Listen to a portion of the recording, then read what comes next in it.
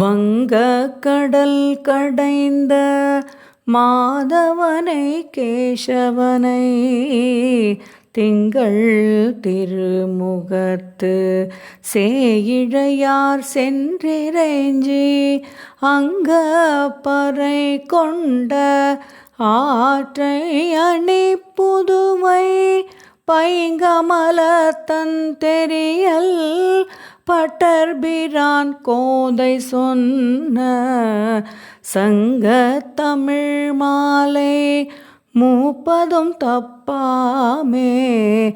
இங்கு இப்பரிசுரைப்பார் ஈரிரண்டு மால்வரை தோள் செங்கண் திருமுகத்து செல்வ திருமாலால் எங்கும் திருவருள் பெற்றின்பமுறுவார் எம்பாவாய்.